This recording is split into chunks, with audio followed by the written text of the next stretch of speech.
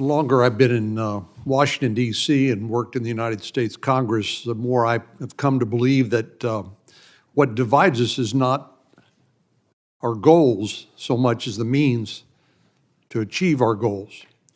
And here, obviously, we all would want to diminish and reduce violence in our communities.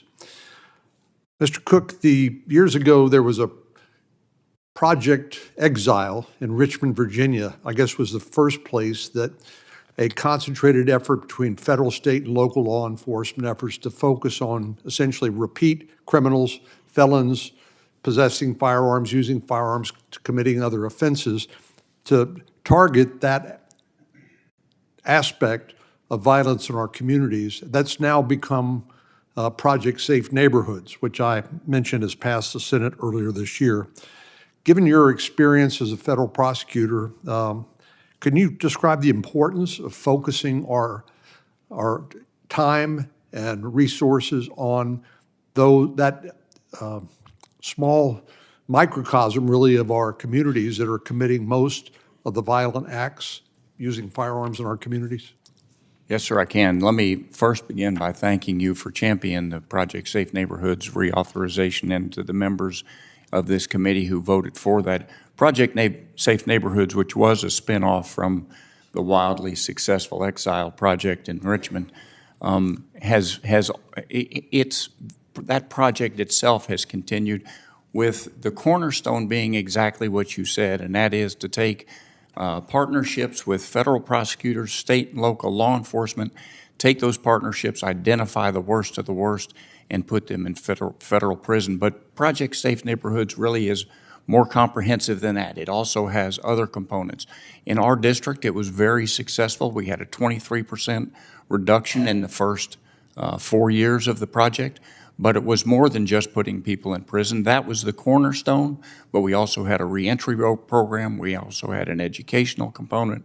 We also had a community interface component. So Project Safe Neighborhoods has continued to produce great results across the country, varying as high as 41% reductions in violent crime. In addition to reauthorizing Project Safe Neighborhoods, what, in your opinion, what else should Congress be focusing on to make sure that we're dealing with this identifiable, recalcitrant criminal element that are responsible for most of the violent crimes in our communities? Federal prosecutors need the tools back that I mentioned that have been taken away. First of all, as I said, finality in the federal criminal justice system has been gutted, and it's been gutted because the courts and the Sentencing Commission have taken the authority that Congress has given it through 3582, and they have run with it. And I think they've far outstripped the authority that Congress intended. So first, I would suggest that Congress put guardrails on 3582, serious guardrails. Secondly, I think that Congress needs to look at the Armed Career Criminal Act and the related statutes and make amendments that correct the narrowing that the Supreme Court has taken over the years, because those tools are fundamental to our ability to put those trigger pullers, those violent criminals who are the key to reducing violent crime. Those are the tools we need to put them in prison and keep them there. Dr. Rainey, I applaud the efforts that you're undertaking. As you've heard, I have some questions about framing this as a public health crisis, but we'll leave that for discussion at another time. Let me ask you, in 2022, you did an interview with the American Medical Association where you said that mental illness is not a predictor of hurting others. Hatred is.